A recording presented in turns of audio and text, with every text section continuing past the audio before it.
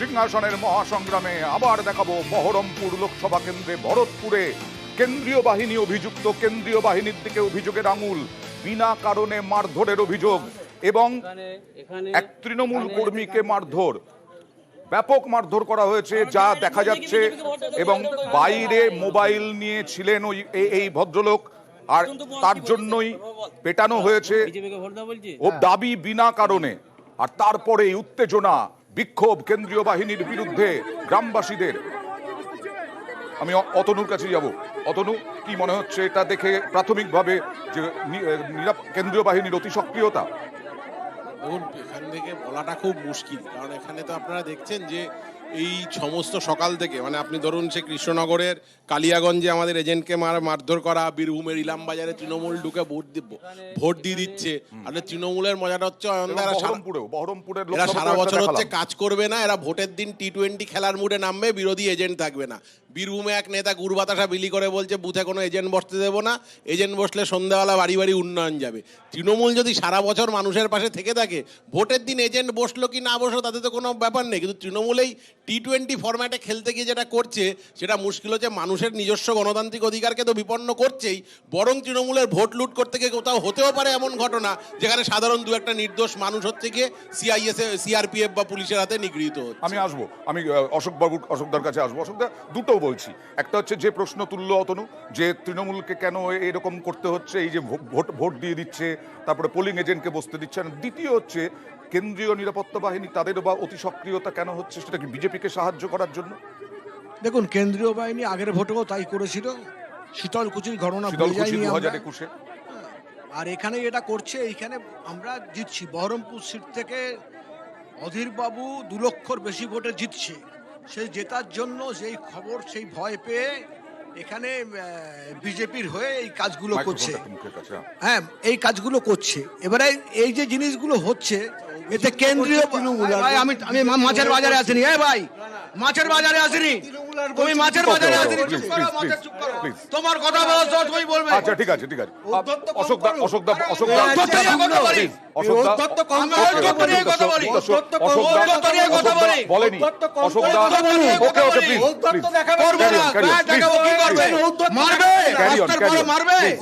দেখাবেন না, দেখাবো। বেশ বেশ, তাহলে দেখতে হবে, চ্যালেঞ্জ নিচ্ছি।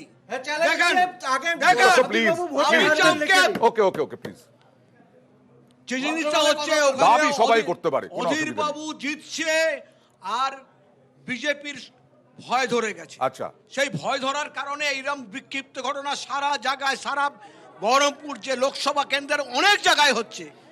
ভোট দিতে দিচ্ছে না, লাইন জ্যাম করছে।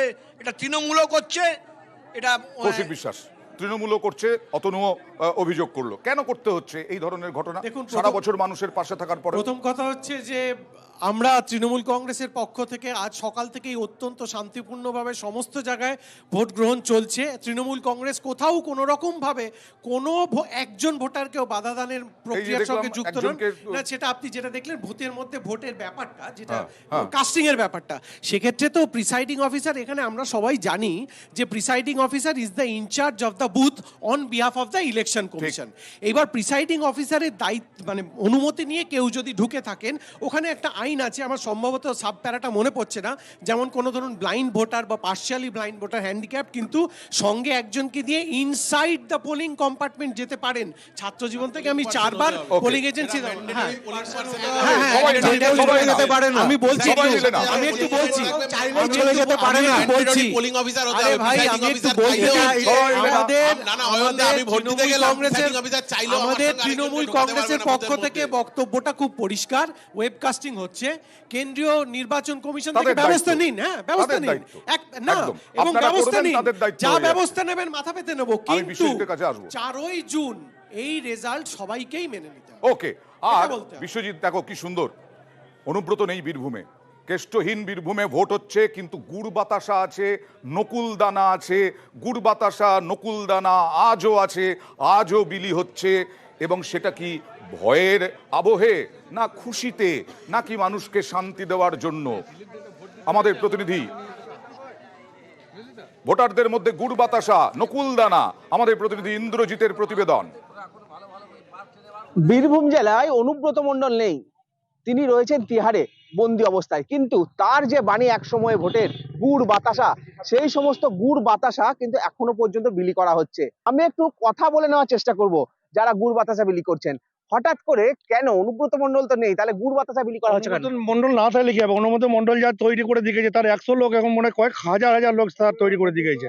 ও না থাকলে কি হয়েছে? তার জন্যই কি গুড় বাতাসা তার বিলি জন্যই গুড় বাতাসা বিলি করা হয়েছে। এবং গুড় বাতাসা বিলি হবে? হবে, চলছে, চলবে, সারাদিন চলবে, গুড় বাতাসা সারাদিনই চলবে, সারাদিন চলবে। ভোট দিতে আসছে তাদেরকেও দেওয়া হচ্ছে।